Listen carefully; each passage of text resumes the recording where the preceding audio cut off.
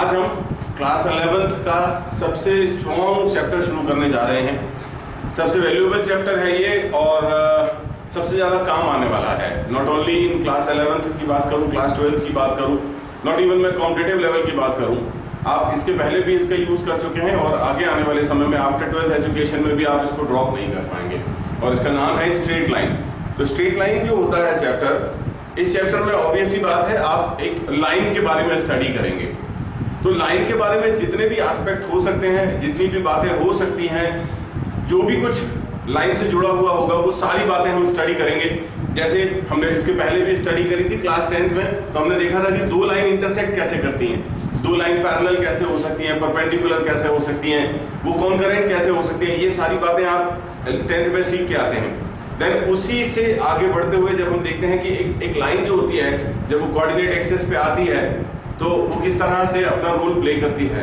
फिर आगे चल के यही लाइन अलग चैप्टर जब हम बात करें सर्कल के लिए या पैराबोला के लिए, इलिप्स के लिए, यही लाइन किस तरह से उसको जब टेंजेंट के रूप में हम स्टडी करते हैं तो वो कैसा रोल प्ले करती है। तो इस तरह से फिर लाइन के डिफरेंट फॉर्म्स कैसे हो सकते हैं। तो क्या ये पॉसिबल है कि लाइन के अलग अलग फॉर्म्स के बारे में भी हम स्टडी कर सकें। वो सारी बातें जानेंगे हम आज के सेशन में। तो ये सेशन क्वाइट आपके लिए बहुत इंपॉर्टेंट होने वाला है। तो मेरी सजेशन है कि please be attentive while joining the session. और हम स्टार्ट करते हैं, लेकिन स्टार्ट करने से पहले मैं आपको थोड़ा सा कुछ बातें रिवाइज करा देना चाहता हूँ क्लास 10th की। वहीं से हम शुरू करते हैं। और क्लास 10th में जब हम पहली बार लाइन वर्ड को पढ़ रहे थे तो उस समय हमें नाम दिया गया था लीनियर इक्वेशन टू वेरिएबल, जहां पर हम बात करते थे ax plus by plus c is equal to 0 के तौर पे स्ट्रेट लाइन को हमने स्टडी किया हुआ है। हम अभी भी यही मान लेते हैं यही हमारा स्टैंडर्ड फॉर्म है। अब आप यहाँ देखें कि हमारे पास में एक वेरिएबल x है, एक वेरिएबल y है और इन दोनों की हाईएस्ट डिग्री जो हाईएस्ट पावर है वो हो रही है 1। तो यहाँ पर एक हिंट आपके पास तैयार हो जाती है कि what is the definition of straight line. The line और the equation which have single unit power of different variables is said to be a linear equation। आप इस तरह से बोल सकते हैं। अब बाकी सारी बातें मैं मान के चल रहा हूँ कि आपको इससे रिलेटेड मालूम है। जैसे कि अगर हम मल्टीपल लाइंस लेंगे तो हम कैसे लिखेंगे, वो अगर क्रॉस करती हैं एक दूसरे को, वो पैरेलल होती हैं तो क्या कंडीशन होती है, ये सारी मैं अभी मान के चल रहा हूँ कि आपको मालूम है। और कुछ नई बातें जो क्लास 11th में हम सीखने वाले होते हैं हम उसकी शुरुआत करते हैं। जैसे सबसे बढ़िया, सबसे पहला जो टॉपिक होता है वो टॉपिक हमें सीखना होता है जिसका नाम होता है स्लोप। तो स्लोप एक्चुअल में क्या है, स्लोप एक्चुअल में होता क्या है। सिंपल मैनर में विद रिस्पेक्ट टू डेफिनेशन अगर हम बात करें तो स्लोप जो होता है वो कोई भी line, any straight line which is making some angle with the positive direction of x-axis. What did I say?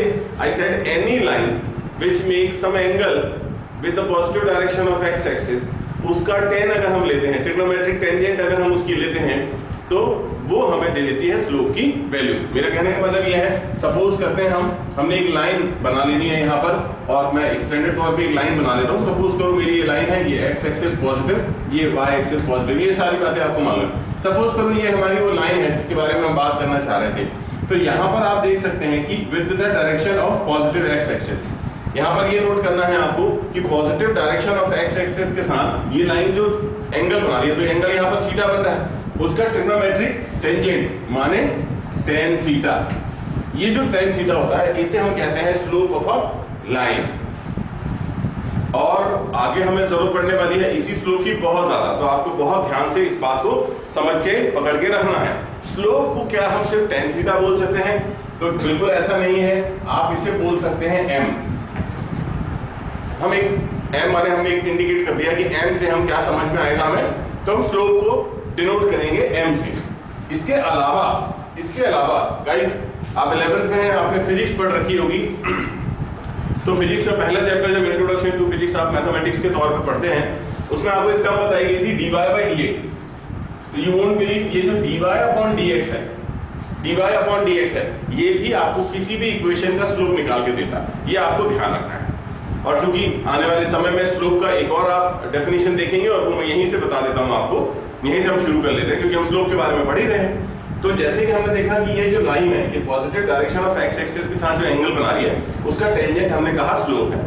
तो लाइन का इक्वेशन आपको कैसे पता चलता है, आप किसी को भी लाइन कैसे मानते हैं? तो इस तरह से आप लाइन मानते हैं। लाइन पे कितने पॉइंट्स हो सकते हैं? छोटा सा क्वेश्चन। तो आप कहेंगे कि लाइन पे इनफाइनेटली मेनी पॉइंट्स हो सकते हैं। तो अगर मैं उनमें से कोई 2 पॉइंट एज्यूम कर लूं इसी लाइन के ऊपर में, जिस लाइन के बारे में हम बात करें, सपोज करो हमारे पास यहाँ और यहाँ पर 2 पॉइंट है, एक है ए, एक है बी।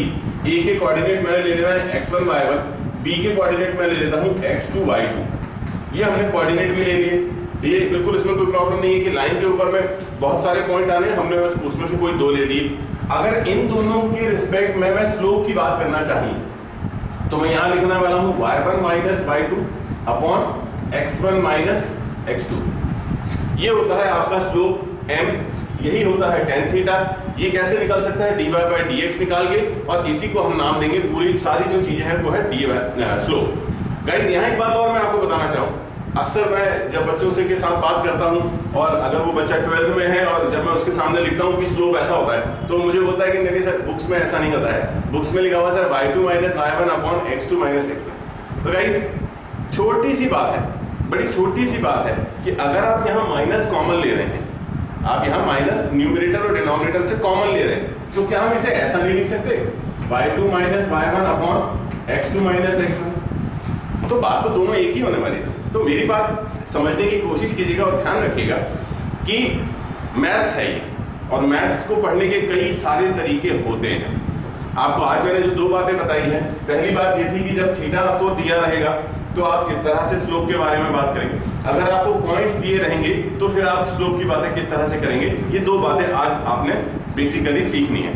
अब क्या सिर्फ इतना ही है, क्या सिर्फ इतना ही है? अगर ये लाइन अलग अलग एंगल बना सकती है, भाई हम डायग्राम के साथ समझने की कोशिश करते हैं। सपोज करो कि मैंने एक लाइन बना ली, ये हाँ बनती है, ऐसी लाइन बनती है, और ये एंगल मैं आपको दे देता हूँ दैट इज 120 डिग्री। अभी मैंने एंगल आपको दे दिया 120 डिग्री, और मैं आपसे कहूँ कि स्लोप बताइए, तो स्लोप को नाम दिया था हमने m, तो हम यहाँ पे क्या लिखेंगे, m इज इक्वल टू 10 120। अब 10 120 कहाँ से आ गया हमारे पास में, हमारे पास आ गई ट्रिग्नोमेट्री, तो हम इसे लिखेंगे 10 90 प्लस थीटा, जिसकी वैल्यू होती है हमारी cot 30। अब cot 30 कितना होता है गाइस, cot 30 होता है √3, तो माइनस सामने आ जाएगा और √3 इस तरह से निकल जाएगा। तो जो हमारी लाइन हमने बना रखी है उसका स्लोप कितना निकलेगा, माइनस √3। पर क्या जरूरी है कि लाइन इस तरह से या इस तरह से हो, तो लाइन होती है। चलिए अगला डायग्राम हम देखते हैं। सपोज करिए मैंने एक लाइन ऐसे बना रखी है, तो पॉसिबल है, लाइन हो सकती है, लाइन तो कैसी भी हो सकती है। तो यहाँ पर आप देख सकते हैं कि positive direction of x axis के साथ जो एंगल है वो कितना है, 90। आप बिल्कुल सही बोल रहे हैं। तो m इज इक्वल टू हम ले लेंगे 10 90, और m इज इक्वल टू 10 90 तो इनफाइनाइट होता है, 10 90 तो इनफाइनाइट होता है। तो इनफाइनाइट तो मैथमेटिकल डेफिनेशन में नहीं आता है। तो क्या यहाँ पर बहुत इजी मैनर में मैं आपको ये बता दूं कि अगर कोई लाइन एक्स एक्सिस पे परपेंडिकुलर है तो हम उसका स्लोप डिफाइन नहीं कर सकते, क्योंकि इनफाइनाइट आंसर है। Very good. अब अगर हम देखें कि क्या ये लाइन इस तरह से बन सकती है, ये एक्स एक्सिस है, ये वाई एक्सिस है, मैंने लाइन बना दी ऐसे, तो ये तो एक्स एक्सिस को सर इंटरसेक्ट ही नहीं कर रही है। बिल्कुल सही समझा आपने। अगर वो एक्स एक्सिस को इंटरसेक्ट नहीं करेगी तो positive direction of x axis के साथ बनने वाला एंगल उसका कितना होगा, कोई एंगल नहीं होगा। जब कोई एंगल नहीं है इसका मतलब एंगल कितना हम मेजर करेंगे, 0। तो हम यहाँ लिखेंगे 10 0 and it will give me 0, so that you can see there is no slope for a line which is inclined with 0 degree with the positive direction of x axis। तो ये अलग अलग केसेस हैं, अलग अलग आप अपने तरफ से बना सकते हैं। इसमें कोई भी मैथमेटिकली बहुत बड़ा लॉजिक नहीं है। ये आपकी प्रैक्टिस के लिए आपको अलग अलग एंगल्स लेके बिल्कुल बनाने की कोशिश करनी चाहिए। अभी क्या होता है कि चूंकि हम स्ट्रेट लाइन पढ़ रहे हैं, तो स्ट्रेट लाइन बहुत सारे रूपों में आपके सामने आया करेंगे, अलग अलग फॉर्मेट हुआ करेंगे, और वो सारे के सारे आपको बहुत ज़्यादा इंटरप्ट करने वाले हैं। तो उसमें इंटरप्शन क्या होने वाला है, इसमें आपको बताऊं कि अब अगला जो टॉपिक है ना हमारा रिलेटेड है, कहीं कुछ अलग नहीं हो रहा है, पर टॉपिक की हेडिंग जो होने वाली है वो होने वाली है एंगल बिटवीन टू लाइंस। देखिए मैंने अभी आपसे बात की थी, अभी मैंने आपसे कहा कि आपने पिछली क्लास में 2 लाइन के बारे में बात कर चुके हैं। आपको मालूम है कि 2 लाइन इंटरसेक्ट भी होती है, 2 लाइन कॉन्करेंट भी होती है, 2 लाइन पैरेलल भी होती है। तो हम पहले केस के बारे में बात करेंगे जब 2 लाइन इंटरसेक्ट कर रही हो। तो सपोज करते हैं हम यहाँ पर एक एक्सेस तो बना ही लें, एक्स एक्सेस और वाई एक्सेस के साथ में, और मैं इसमें दो लाइंस कुछ इस तरह से ड्रॉ कर देता हूँ। सपोज करिए ये एक लाइन है, हमेशा याद रखिएगा लाइन 1 लिखना है आपकी मदद के लिए, और यहाँ पर एक लाइन इस तरह से बना देते हैं हम, ये होगी हमारी लाइन 2। आप देखिए ये इस पॉइंट पे इंटरसेक्ट कर रही है, और ये इतना लॉजिक आपको पहले से मालूम है कि इंटरसेक्ट तो करती है, डेफिनेटली करते हैं। आज जो हमने पढ़ा वो हमने क्या पढ़ा कि अगर हमारी लाइन 1, ये लाइन 1 जो हमने बना रखी है, ये positive direction of x axis के साथ कोई एंगल बनाए, सपोज करो वो थीटा बने, ठीक है, और वही लाइन हमारी positive direction of x axis के साथ कोई एंगल बना सकती है, वो है थीटा 2। तो हमें एक एडिशनल यहाँ पर बेनिफिट क्या हो गया कि हमें इन दोनों लाइंस के स्लोप तो पता चल गए, हमारे पास जो दो लाइन है उनके स्लोप हमें पता चल गए। अब गाइस हमारे पास जो टारगेट है वो टारगेट ये है कि हमें इन दोनों लाइंस के बीच में बनने वाला एंगल निकालना है। तो इन दोनों लाइंस के बीच में एंगल कौन सा बन रहा है वो हम देख सकते हैं, ये थीटा है, और हमें इस थीटा की वैल्यू निकालनी है। तो या तो आप डिराइव कर सकते हैं, बिल्कुल आसान है, कोई रॉकेट साइंस नहीं है इसमें, या तो हम उसको डिराइव करेंगे या फिर हम फॉर्मूला याद करेंगे। तो पहले मैं डेरिवेशन के साथ चलता हूं, फिर हम फॉर्मूला बाद में याद कर लेंगे, ठीक है। तो डेरिवेशन में बड़ी सिंपल सी 9th क्लास की इसमें ज्योमेट्री लगने वाली है, सिंपल 9th क्लास की ज्योमेट्री। बोलने का मतलब क्या है, क्या हम इसे जानते हैं कि एक एक्सटीरियर एंगल है, तो theta 2 is an exterior angle, तो थीटा 2 की वैल्यू हम लिख सकते हैं theta plus theta 1। Exterior angle is equals to the sum of opposite interior angle, basic है, आपको मालूम है, ठीक है। आप जानते हैं ट्रिग्नोमेट्री के यूज से, ट्रिग्नोमेट्री में आपने ये चीजें पढ़ रखी है कि अगर कहीं हम एंगल के रिस्पेक्ट में बात कर रहे हैं तो हम इक्वल टू के दोनों तरफ एक सेम कॉन्सेप्ट थीटा अप्लाई कर सकते हैं। मींस यहां से अगर मैं थीटा निकालूं तो that will be theta 2 minus theta 1। अब अगर मैं apply tan theta both side करता हूं तो tan theta is equal to tan, यहां पर क्या है हमारे पास थीटा 2 माइनस थीटा 1। अब अगर आप इसको देखिए मैं आपको एक बार याद दिला दूं, अगर ट्रिग्नोमेट्री आप भूल गए हैं या आपने नहीं पढ़ी है तो एक बात क्लियरली अपने दिमाग में बैठा लीजिए कि ये ब्रैकेट की तरह रिएक्ट नहीं करेगा। ये मेरा पर्सनल एक्सपीरियंस है बहुत सालों की पढ़ाई का कि बच्चे इस tan को ब्रैकेट के अंदर में मल्टीप्लाई कर लेते हैं, वो बोलते हैं tan theta 2 minus tan theta 1। ये मेरा पर्सनल एक्सपीरियंस है, तो डोंट डू लाइक दिस। ऐसी मिस्टेक्स करना बिल्कुल मैथ्स में अलाउ नहीं है, क्योंकि ये आप इसे फॉर्मूले के तौर पे पढ़ेंगे, that like tan a minus b। तो यहाँ पर अगर हम tan थीटा की बात करते हैं तो हमारे पास फॉर्मूला क्या है ये सबको पता होना चाहिए, tan theta 2 minus tan theta 1 upon 1 plus tan theta 2 tan theta 1। ये हमारा बेसिक फॉर्मूला था जो हमने पढ़ रखा था। अब गाइस अभी हमने अपने tan थीटा को क्या नाम दिया था, m। तो यहाँ पर अगर मेरे पास दो स्लोप हो रहे हैं tan थीटा 1 और tan थीटा 2, ये दो अलग अलग स्लोप हो रहे हैं, तो क्या इनको मैं कुछ इस तरह से लिख सकता हूँ कि angle between two lines can be written as m2 minus m1 upon 1 plus m1 m2। तो ये बड़ा सिंपल सा एक लॉजिक आपके पास में बतौर रिजल्ट आ जाता है। और मैंने कुछ दिन पहले एक आपको क्लास में एक हिंट दी थी कि जब आप यहाँ से tan को यहाँ से हटाना चाह रहे हैं तो आपको मदद लेनी पड़ती है इनवर्स ट्रिग्नोमेट्रिक फंक्शन की। यहाँ हम डायरेक्टली लिख सकते हैं, आप मेरे अगले वीडियो में देख सकते हैं कि कैसे वो tan जो है वो tan इनवर्स बन रहा है। यहाँ बिल्कुल भी हम ट्रांसफर नहीं कर रहे हैं, ये बात आप ध्यान रखिएगा।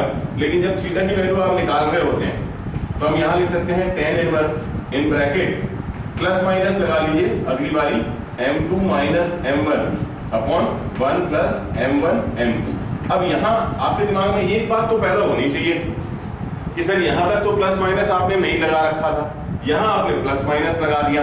क्या मैं आपको 2 सेकंड देता हूँ, आप सोच के बता सकते हैं मुझे या सोच के रख सकते हैं अपने लिए कि मैंने यहाँ प्लस माइनस क्यों यूज किया होगा, या इस प्लस माइनस का अब मैं क्या यूज करने वाला हूँ। सोच के देखिए, तब तक मैं बोर्ड साफ कर लेता हूँ।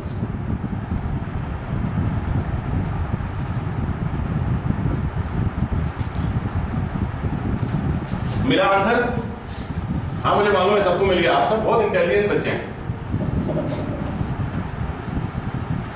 आप यहाँ पे इस फिगर को अगर आप ध्यान से देखें, अगर इस फिगर को आप ध्यान से देखें तो ये जो डायग्राम है, इस डायग्राम में जब दो लाइन इंटरसेक्ट कर रही हैं, जब दो लाइंस इंटरसेक्ट कर रही हैं तो क्या सिर्फ ये एंगल बन रहा है थीटा? डेफिनेटली आप भी कहेंगे कि नहीं सर एक और एंगल बन रहा है, ये वाला। जब दो लाइन इंटरसेक्ट करती हैं तो सिर्फ एक एंगल नहीं बनते ना, वहां तो दो एंगल बनेंगे। तो हम कैसे ये पता लगाएंगे, हमारा कॉन्सेप्ट ये है, इसको हम यूज करेंगे पाई माइनस थीटा। हम इसको यूज करेंगे पाई माइनस थीटा। ये बहुत जरूरी है, ये बहुत जरूरी कॉन्सेप्ट है, आगे के लिए आप इसे याद रखिएगा। फिर ये किसी क्लास किसी सेशन में हम इसको कवर अप करेंगे। कवर अप कैसे करेंगे मैं आपको हिंट देता हूं कि आप यहां देख सकते हैं कि ये जो एंगल हमने थीटा दे रखा है ये हमें दिखाई दे रहा है एक्यूट एंगल, और ये जो पाई माइनस थीटा बन रहा है ये बन रहा है ऑब्ट्यूज एंगल। तो यहां पर जब आप थीटा की दो वैल्यू आपके पास आ रही है, प्लस में एक माइनस में, तो जब आपने निकालना होगा एक्यूट तो आप मोस्टली पॉजिटिव लेंगे, और जब आपने नेगेटिव आंसर आएगा तो आप मोस्ट ऑफ द टाइम आप आंसर करेंगे ऑब्ट्यूज के लिए। आप जानते होंगे कि 0 से 90 की जो वैल्यूज होती हैं वो सारी की सारी पॉजिटिव होती हैं, बट आफ्टर 90s की जो वैल्यू होती है तो जैसे ही एंगल 90 से ज्यादा होता है तो वो नेगेटिव आंसर देता है और ऑब्ट्यूज कहलाता है। तो ये बेसिक सा बड़ा छोटा सा कॉन्सेप्ट है, याद रख लिए तो you will be the master. Concept अगर आपको समझ में आ गया तो आपको कोई भी मैथ के सॉल्यूशन बनाने से नहीं रोकेगा। और अगर छोटी छोटी चीजें आप मिस करेंगे, यही चीजें जब किसी एग्जाम में कॉम्पिटिटिव लेवल के एग्जाम में, रेगुलर लेवल के एग्जाम में पूछते हैं कि बताइए कि ये लाइंस जो बन रही हैं इनके बीच में ऑब्ट्यूज एंगल कितना बन रहा है, और कहीं अगर हम मिस करके और हमने सिर्फ ये फॉर्मूला यूज किया तो पता चलता है कि हमारा तो एंगल 30 डिग्री आ रहा था और उसने तो आंसर में हमको 150 डिग्री में टिक करना चाहिए था। ऐसी कई प्रॉब्लम्स आपके सामने आ सकते हैं, इसलिए बहुत ध्यान रखिएगा। हम स्ट्रेट लाइन पढ़ रहे हैं, हम एक डिफरेंट जोन में हैं, इस बात को ध्यान रखें। अब यहां से हम बात करेंगे, देखिएगा अभी हमने जो मैंने बोला था पिछली क्लास में आप बहुत सारी चीजें पढ़ चुके हैं ना, तो अब आप मुझे ये बताएं कि अगर यही लाइन, मैं यहाँ से रिवर्स ऑर्डर में पीछे आऊंगा इस बार, है ना, इससे रिलेट कर रहे हैं इसलिए यहाँ बना रहे हैं। तो मैंने क्या किया था, ये लाइन तो मैंने इस तरह से बना रखी थी। अगर मैं एक लाइन कुछ ऐसे, इसको सीधा ना बना के कुछ हम प्रिंट कर देते हैं। एक लाइन मेरी लाइन 1 ये है और एक दूसरी लाइन मेरी लाइन 1 ये, लाइन 2 ये है। ओह वाह, आप देख सकते हैं कि मैंने दोनों लाइंस जो है वो कैसी बना रखी है यहाँ पर, आप समझ गए, पैरेलल। तो आप मुझे इस रिजल्ट के बिहाफ में बता सकते हैं कि अगर मेरे पास लाइंस पैरेलल है, अगर मेरे पास लाइंस पैरेलल है तो देन मुझे क्या करना चाहिए। लाइन पैरेलल है, याद रखिएगा, अगर लाइंस पैरेलल है तो मैं क्या करूं, गैस करो, हम बात कर सकते हैं। लाइन अगर पैरेलल है तो उनके बीच में बनने वाला ये एंगल है, ये कितना है। अगर लाइन पैरेलल है, देखिए ध्यान से सुनिएगा, ये लाइन आपको यहां तो नहीं दिखाई दे रही कि कितना डिग्री एंगल बना रही है, बट पैरेलल है हमको मालूम है। तो अगर लाइन पैरेलल है तो इनके बीच में जो इंटरसेक्शन एंगल बन रहा था वो कितना डिग्री हो जाएगा गाइस, 0। तो आपको मालूम है कि अगर यहाँ पर इस जगह पे देखिए, हम यहाँ पर tan 0 ले लेते हैं। मैं आपको थोड़ा सा रिजल्ट लाके बताता हूँ। tan 0, ठीक है ना, मैं यहाँ लिखा थीटा इक्वल टू 0। तो यहाँ फॉर्मूला क्या है मेरे पास में, m2 minus m1 upon 1 plus m1 m2, ये आपको मालूम है। अब tan 0 की वैल्यू क्या होती है, 0 is equal to m2 minus m1 upon 1 plus m1 m2, ठीक है। अगर ये डिनोमिनेटर को आप लेफ्ट में ट्रांसफर कर दें तो क्या हो जाएगा, 0 is equal to m2 minus m1, या फिर हम क्या लिख सकते हैं इसी को, m2 is equal to m1। तो गाइस ये हमारे पास एक रिजल्ट आ गया कि अगर दो लाइंस पैरेलल है, आप देख सकते हैं, अगर दो लाइंस पैरेलल है तो दोनों के स्लोप कैसे होने चाहिए, सेम होने चाहिए, एक जैसे होने चाहिए। बिल्कुल सही समझा आपने, क्लास 10th में भी इसका बेसिक नॉलेज आपको दे दिया गया था, ध्यान होगा, अच्छी बात है। नहीं है तो कोई बात नहीं, मैं तो दे रहा हूँ, अभी आपको मिल रहा है, ठीक है, दोनों लाइन के स्लोप एक जैसे। अब जब आपने पैरेलल की बात कर ली है तो गाइस हम एक काम और कर लेते हैं कि हम इनकी केस परपेंडिकुलर में भी स्टडी कर लेते हैं। तो मैं आपसे बात करना चाह रहा हूँ कि सपोज करें ये जो दो लाइंस हमने बनानी है, एक लाइन मैंने ये बना ली, ये लाइन 1, और ये दूसरी लाइन मैंने यहाँ बना ली, ये होगी मेरी लाइन 2, और ये दोनों आपस में एक दूसरे के साथ 90 डिग्री के रिलेशन में है। हमें मालूम है पहले से कि वो दोनों एक दूसरे को 90 डिग्री पे इंटरसेक्ट कर रही हैं, या हम कह सकते हैं कि line 1 is perpendicular to the line 2। तो फिर से गाइस वहीं चले जाते हैं, ये जो रिजल्ट हमने लेके बना के रखा हुआ, इस रिजल्ट के अकॉर्डिंग अगर बात करी जाए तो हम यहाँ पे फिर से यूज करेंगे theta is equal to 90 degree. Then in the formula you can use theta 90 so that it is m2 minus m1 upon 1 plus m1 m2 as we have discussed earlier। अभी हमने बात की थी कि अगर थीटा 90 है then the value of tan theta will be infinite, so यहाँ पर आप infinite रख लें, m2 minus m1 upon 1 plus m1 m2। तो मैं एक बात तो आपको बता दूं, अगर किसी भी मैथ्स में इनफाइनाइट टर्म आ गई ना तो उसे सॉल्व करना थोड़ा सा मुश्किल हो जाता है। कुछ बड़े बेसिक से कॉन्सेप्ट है वो आपको ध्यान रखने हैं, जैसे infinite can be written as 1/0 so that आप इसे मैथमेटिकली सॉल्व कर सकें। तो ये हो गया 1 प्लस m1 m2। अब क्या करना है, आपने यहाँ पे क्रॉस कर लीजिए, ये 0 को आप वहां ऊपर भेज दीजिए, 1 प्लस m1 m2 को आप यहाँ ट्रांसफर कर लीजिए, तो क्या हो जाएगा 1 plus m1 m2 is equal to क्या बनना है 0। अब अगर मैं -1 को वहां ट्रांसफर करूं तो मेरे पास आता है m1 into m2 is equal to -1। ये मेरा अगला रिजल्ट हो गया। तो आज हमारे पास 3 रिजल्ट्स हैं। एक रिजल्ट हमने tan थीटा के लिए बना रखा है, दूसरा रिजल्ट हमने लाइंस पैरेलल की कंडीशन के लिए बना रखा है, तीसरा रिजल्ट अभी हमने देखा जबकि लाइन परपेंडिकुलर में होगी तो हम उसको कैसे स्टडी करेंगे, तो m1 into m2 is equal to -1। Guys मुझे लगता है ना कि बेसिक्स बताने के लिए आज के लिए काफी हो गया, बहुत हो गया। क्यों पता है और काफी क्यों गया, ऐसे तो खत्म होना ही नहीं। कोनिक सेक्शन पूरा मुझे ऐसा लगता है कि more than 35 classes will be required to complete the conic section. But होता क्या है ना कि विद रिस्पेक्ट टू टीचर खत्म कर देना एक अलग बात होती है। एक टीचर के रिस्पेक्ट में चैप्टर को खत्म करना बहुत आसान बात है, लेकिन क्या बच्चे उस लेवल पे उस चैप्टर को कवर अप कर रहे हैं ये जानना भी जरूरी होता है। तो इसके लिए हमें सबसे ज्यादा जरूरी क्या है, हम करेंगे कुछ क्वेश्चंस की प्रैक्टिस। जैसे मैं पहला ही क्वेश्चन आपको कुछ तो भी तोड़ मरोड़ के देने वाला हूं, है ना, तैयार हो जाएगी। तो मैं क्या करता हूं, यहाँ पर मैंने एक लाइन ले लेनी है 2x प्लस वाई प्लस के इज इक्वल टू 0। सपोज करो मैंने एक ये लाइन ले ली, या यहाँ पर हम k की जगह यहाँ पे वैल्यू ले लेते हैं 3। एक वैल्यू हमने ले ली 2x plus Y plus 3 is equal to 0। ये मेरी लाइन हो गई है ना। अभी क्या करना है मुझे, दूसरी लाइन में जो लेने वाला हूँ वो कैसे ले लिया हम, kx के साथ ले लेते हैं, kx plus 2y plus 1 equal to 0। अब ये दो लाइंस हैं मेरे पास में, और ये दोनों की दोनों लाइन जो हैं वो एक दूसरे के साथ 90 डिग्री पे फॉल हो रही हैं। ये दोनों की दोनों लाइंस जो हैं वो एक दूसरे पे परपेंडिकुलर है। तो मैं चाहता हूं कि आप मुझे बताएं कि इनके k की वैल्यू क्या होगी अगर ये कंडीशन हमको दी हुई है। तो यहाँ पर हमें थोड़ा सा अटकना इसलिए पड़ता है क्योंकि जो लॉजिक अभी हमने आज की क्लास में देखा गाइस, ये तो थीटा के रिस्पेक्ट में है। हमने थीटा के रिस्पेक्ट में स्लोप को स्टडी किया, लाइन के रिस्पेक्ट में अभी स्टडी नहीं करा हुआ है। तो मैं आपको यही बताना चाह रहा था कि स्लोप जो है हम स्टडी कर रहे हैं, मैं तो क्वेश्चन करवाना चाह रहा था, पर जो स्लोप हम स्टडी कर रहे हैं ना, ये स्लोप यहाँ से शुरू होके पूरा का पूरा कोनिक सेक्शन खत्म होने तक आपके साथ रहने वाला है। तो प्लीज इसे बहुत ध्यान दीजिएगा। तो हम ये जो लाइन हमारी इक्वेशन ऑफ लाइन है, इसमें हम अपने स्लोप को कैसे रिलेट करेंगे अब हम ये देखने वाले हैं, ठीक है। तो क्या होता है कि एक अगला फॉर्मेट में जंप करने वाला हूं, अगले फॉर्मेट में मैं जंप कर रहा हूं। तो उस फॉर्मेट में क्या है, हम बात करेंगे कि एक लाइन स्लोप के फॉर्म में कैसी होती है, एक लाइन स्लोप के फॉर्म में कैसे पढ़ी जाती है, हम इस बारे में बात करें। मतलब equation of line in slope form. तो स्लोप क्या होता है हमारा m, तो हम m के फॉर्म में अपनी लाइन को कैसे लिखेंगे हम ये देखेंगे। अभी हमने स्टैंडर्ड फॉर्म में लिखा है ये दोनों लाइन, तो हमें स्लोप के फॉर्म में लिखना सीखना है। तो होगा क्या, आप देखें यहाँ पर सपोज करें कि हमने ये लाइन बना ली, ये लाइन मैंने ड्रॉ करी आपके, ठीक है गाइस। यहाँ पे आप ये देख सकते हैं कि हमारे पास जो लाइन है वो पॉजिटिव डायरेक्शन ऑफ एक्सिस के साथ कोई एंगल बना रही है, बिल्कुल सही है।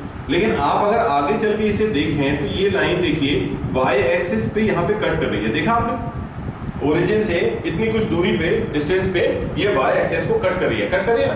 तो आप उसे ना एक नया नाम देंगे, उसका नाम होगा स्मॉल c लिखाई। और जब हमको पता होता है कि थीटा क्या है, अगर हमें यहाँ थीटा पता है तो हम m निकाल सकते हैं, m is equal to tan theta, ये भी हमने देखा, ठीक है। और इसी चीज को आप लिखेंगे y is equal to mx plus c के तौर पे। क्या बोला मैंने आपसे, आपने लिखा है y is equal to mx plus c। m कहां से आया हमारे पास में, वो थीटा जो दिया था उसके साथ हमने tan थीटा निकाल लिया। c कहां से आया हमारे पास में, y एक्सिस का इंटरसेप्ट हम इसे कहते हैं।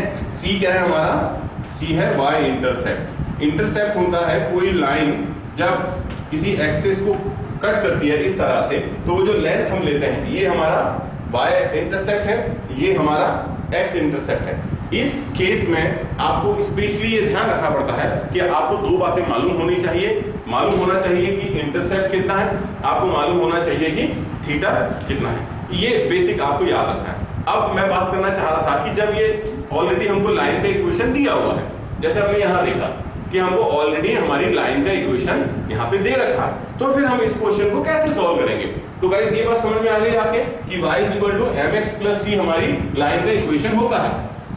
तो अब हम क्या करते हैं, देखते हैं हम क्या करने वाले हैं। हमारे पास जो लाइन है ये दो लाइंस हमारे पास है, इन लाइंस को मैं चाहूंगा कि आप लिखें y is equal to mx plus c के फॉर्म में। कैसे लिखेंगे देखते हैं। यहाँ पर अगर इस लाइन को देखा जाए जो है 2x plus y plus 3 is equal to 0, मैं दोनों को ट्रांसफर कर दूंगा तो y की वैल्यू मेरे पास आ गई है -2x माइनस 3, ये हो गई मेरी एक लाइन। इसमें मैं m1 की बात करूं, m1 आप कंपेयर कर सकते हैं, कंपेयर कैसे करना है, y is equal to mx plus c से। तो पहली लाइन है इसलिए हम m1 ले रहे हैं, तो m1 की वैल्यू कितनी है -2, यहीं पे वैसे जरूरत नहीं है पर c1 भी हम निकाल लेते हैं, दैट इज -3। Thereafter दूसरी लाइन हम ले लेते हैं, हमारे पास सेकंड लाइन ऑफ इक्वेशन क्या है, that is kx plus 2y plus 1 equals to 0।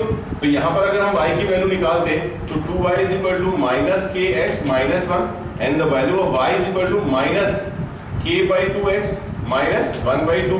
फिर से मैं आपसे पूछना चाहूंगा कि what is the value of m2।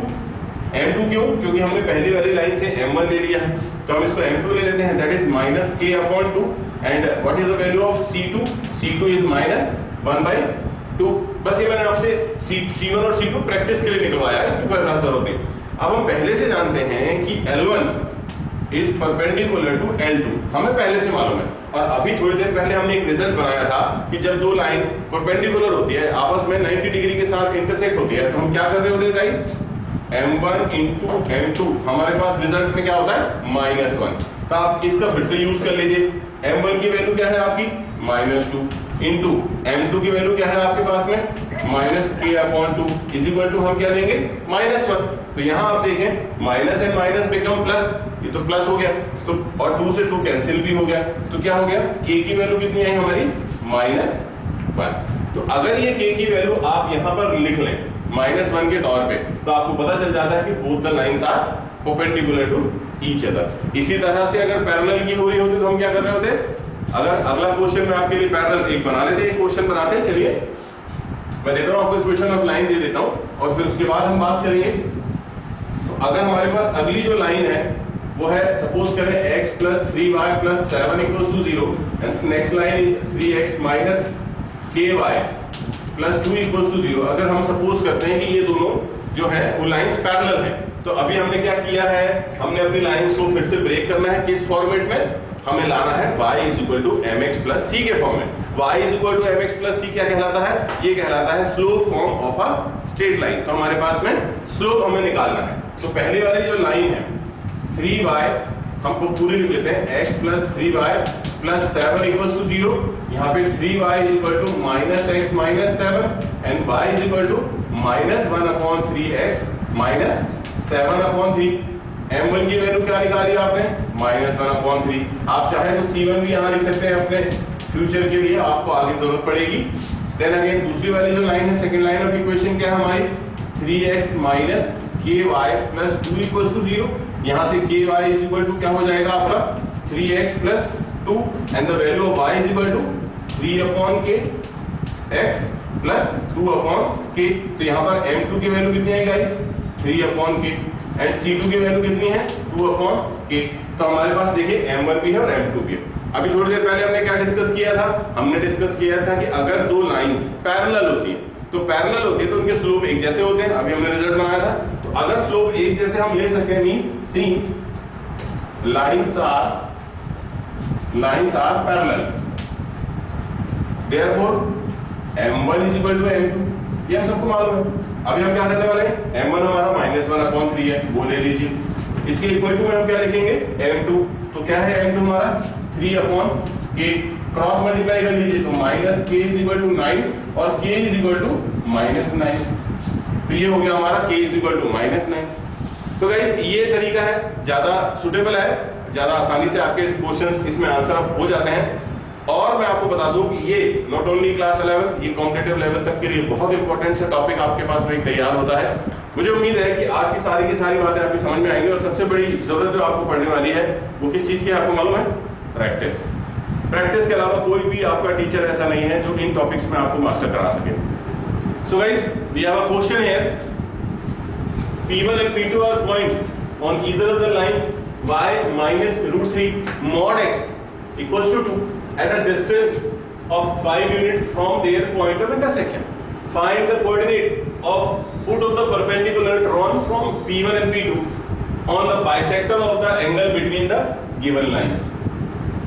काफी लंबा चौड़ा सा क्वेश्चन है, बहुत सारी डिटेल उन्होंने एक ही क्वेश्चन में डाल रखी है, लेकिन मैं सबसे पहले यहां से शुरू करना चाहूंगा कि आप इनके बारे में क्या समझते हैं, क्या जानते हैं। y minus root 3 mod x is equal to 2, इसके बारे में सबसे पहले हमें जानकारी होनी चाहिए, तभी तो हम आगे बात बढ़ा पाएंगे। क्योंकि इन्होंने लिखा हुआ है P1 and P2 are points on either of the lines लिखा हुआ है।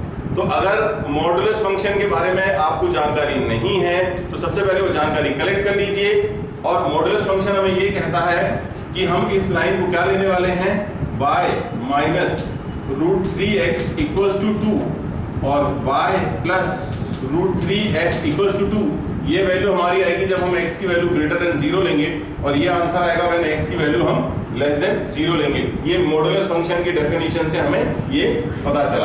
अब हम सेकेंडली इसको क्या करते हैं, हम इसे डायग्राम में कन्वर्ट करते हैं। तो गाइस डायग्राम में जाने से पहले मैं यहाँ छोटी सी बात आपसे करना चाहूंगा, जो अभी हमने देखा कि हम पहली वाली लाइन में अगर m1 को काउंट करें, इस लाइन से अगर हम m1 को देखते हैं तो यहाँ m1 की वैल्यू क्या है, ये हो रही है हमारी रूट 3, आप कंपेयर करके निकाल सकते हैं। अगर मैं अगली वाली लाइन से m2 लूं तो ये कितना हो रहा है, माइनस रूट 3। तो गाइस रूट 3 और माइनस रूट 3 ये वैल्यूज तो मुझे लगता है आपको पता होनी चाहिए। तो रूट 3 जो होता है वो कब आता है, तो हम यहाँ लिख सकते हैं m1 इज इक्वल टू 1060।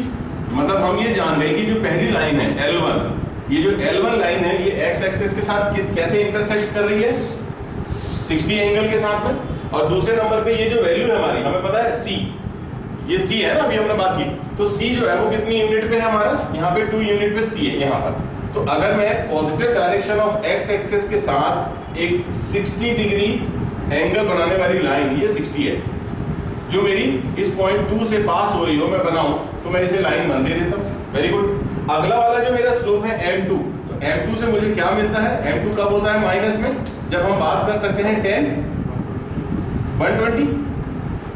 अगर हम 10 120 लेते हैं तो हमारे पास में माइनस रूट 3 आता है। तो 120, अच्छा स्लोप हो गया 120, किसका, दूसरी लाइन, ये जो L2 हमारी लाइन है इसका स्लोप हो गया है 120 डिग्री। और ये पास कहां से होगी गाइस, इसका भी c तो 2 है, तो हम इसको कहां से पास कराने वाले, यहीं से, और इसको हम 120 डिग्री के साथ में यहाँ पे ड्रॉप करा लें।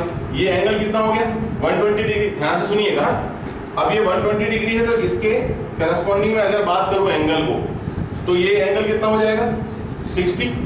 तो ये भी बहुत आसान बात हो गई कि ये वाला एंगल कितना हो जाएगा 60 हो जाएगा। तो यहाँ पर जो ऊपर की तरफ एंगल हमें दिख रहा है ये भी टोटल कितना रहेगा 60। तो हमने अपनी बेसिक जानकारी से ये पता लगा लिया। अब इसने क्या बोला है कि P1 and P2 are points, P1 P2 दो पॉइंट्स है हमारे पास, जो सपोज करते हैं यहाँ पर P1 है और यहाँ पर हम ले लेते हैं P2, और इन लाइन की कंडीशन क्या है, at a distance of 5 unit from their point of intersection. तो ये जो पॉइंट ऑफ इंटरसेक्शन है इसको मैं नाम दे देता हूँ P। यहाँ से यहाँ P1 की डिस्टेंस कितनी है 5 यूनिट, P से P2 की डिस्टेंस कितनी है 5 यूनिट, हमने 5 यूनिट ले लिया। अब इसे कहा find the coordinate of foot of perpendicular. अभी फुट ऑफ परपेंडिकुलर कुछ होता होगा, हम आगे बात करते हैं। Drawn from P1 P2, P1 से बनाना है फुट ऑफ परपेंडिकुलर, मतलब परपेंडिकुलर बना लीजिए, वो जहाँ पे फॉल होगा उसको फुट ऑफ परपेंडिकुलर बोल लेना। मतलब P1 से अगर आप यहाँ पे एक लाइन ड्रॉ करते हैं तो this will B foot of perpendicular. अगर आप P2 से लाइन ड्रॉ करते हैं तो दिस M, हम इसका नाम M दे देते हैं। तो हमारा M जो है that is considered to be the foot of perpendicular drawn on the bisector of the angle. यहाँ समझिएगा कि क्या ये जो y एक्सिस है this will be bisector of the angle, definitely guys, because of ये जो एंगल था हमारा previously it was 60, we know that, और अगर हम इसे दो इक्वल पार्ट में डिवाइड करते हैं देन इट इज 30। सो अब इसके बाद में जब ये बेसिक डिटेल्स आपने इकट्ठी करने का, the question goes very simple. हमें यहाँ के कोऑर्डिनेट निकालने, ये बात ध्यान रखिएगा, हमें कोऑर्डिनेट निकालने हैं। तो कोऑर्डिनेट के लिए हमें x, y की वैल्यू चाहिए। तो x का मतलब क्या होगा, x तो 0 है, देखो वो तेरी x तो कुछ है ही नहीं, तो आधा काम सॉल्व हो गया। अब हमें y की डिस्टेंस निकालनी है, y की लेंथ निकालनी है, मतलब हमें ये यहाँ से यहाँ तक की लेंथ अगर मिल जाए, और same length will be from here to here, क्योंकि दोनों एंगल बाइसेक्टर बना ही रहे हैं और ये 60 डिग्री के साथ हमने बना रखा है, तो दोनों तो सेम आने वाले, हम किसी भी एक की हेल्प से दूसरे की वैल्यू को निकाल पाएंगे। अब आपको ये पता लगाना है गाइस कि हमारे पास ये जो डिस्टेंस दी हुई है इसको हम कैलकुलेट कैसे करें। तो मैं यहाँ चाहूंगा कि चूंकि आप देख सकते हैं ये कितना है आपके पास 90 डिग्री, ये कितना है हमारे पास 30 डिग्री। तो क्या अगर दो एंगल मालूम है हमारे पास, अगर हमें एक राइट एंगल ट्रायंगल मालूम है हमारे पास, तो क्या हम अपनी बेसिक ज्योमेट्री को यूज कर सकते हैं, ट्रिग्नोमेट्री यूज कर सकते हैं। तो गाइस ये जो होता है, अगर एंगल 30 है, इसके सामने वाली साइड को हम कहेंगे परपेंडिकुलर, तो परपेंडिकुलर के साथ जो रेशियो है वो क्या बनता है हमारा, साइन के साथ में बनता है। और अगर हम बेस के साथ में बात कर रहे होते तो वो हमारा बन जाता है कॉस के साथ में। तो हम या तो साइन यूज करेंगे या कॉस यूज करेंगे। तो हमें साइन की जरूरत तो है नहीं, क्योंकि ये डिस्टेंस तो हमें निकालनी नहीं है, हमें तो यहाँ से यहाँ कोऑर्डिनेट निकालने थे, तो हम काय के साथ जाएंगे, कॉस के साथ जाएंगे। तो जब हम बात करते हैं इन ट्राइंगल PMP1, तो आप लगा लीजिए cos 30, डायरेक्टली 30 लिख दिया मैंने, ठीक है। अब बेस का मतलब होता है PM अपॉन हाइपोटेन्यूज का मतलब होता है PP1। तो हमें किस किस चीज की वैल्यू पता है यहाँ पर, वो पता लगाते हैं। cos 30 कितना होता है दोस्तों, that is √3/2 is equal to PM we don't know, but PP1 हमारे पास दिया हुआ। देखिए यहाँ पर PP1 की लेंथ पहले से दी रखी, दैट वाज 5, तो यहाँ पर हो गया PM इज इक्वल टू 5√3/2। अब ये कौन सी डिस्टेंस आ गई हमारी, ये वाली, ये डिस्टेंस आ गई। अगर आप इसमें ये डिस्टेंस ऐड कर लें, कौन सी वाली, OP, अगर यहां पर हम OP की डिस्टेंस को ऐड करा लें तो हमारा काम बिल्कुल भी हो जाने वाला है।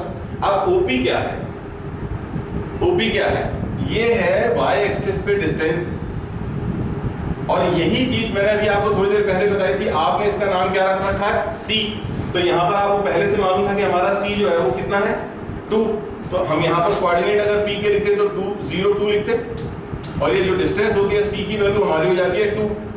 तो हमें जब निकालना है OM निकालना है, तो हम इसको लिख सकते हैं OP plus PM। Then it means OP कितना हो रहा है, हमने देखा 2, PM कितना हो रहा है, हमने देखा 5√3/2। एलसीएम ले लेते हैं, यहाँ पर हुआ 2, ये हुआ 4 प्लस 5√3, किसकी वैल्यू है ये, OM। तो OM हमारे पास आया यहाँ से लेके यहाँ तक का पूरा डिस्टेंस, और हमें इसके कोऑर्डिनेट निकालने हैं। पूछा क्या पूछा है, find the coordinate of foot of perpendicular. इस पॉइंट से जो परपेंडिकुलर हम डाल रहे हैं, वो जहां डल रहा है उसे कहते हैं फुट ऑफ परपेंडिकुलर, उसके कोऑर्डिनेट आपको काउंट करने थे। तो यहाँ के कोऑर्डिनेट कितने निकल रहे हैं गाइस, तो हम यहाँ लिख देते हैं कोऑर्डिनेट ऑफ M। ये क्या बनने वाला है हमारे पास में, ये बनेगा 0, ये 4 plus 5√3/2, and that will be your required answer. It's a very good question. Basic trigonometry के साथ आपने इसको डील किया, साथ ही साथ में आपने उस कॉम्पिटिटिव लेवल के कॉन्सेप्ट को भी समझा जो आज की क्लास हमें सिखाना चाह रही थी। तो thank you very much, keep practising.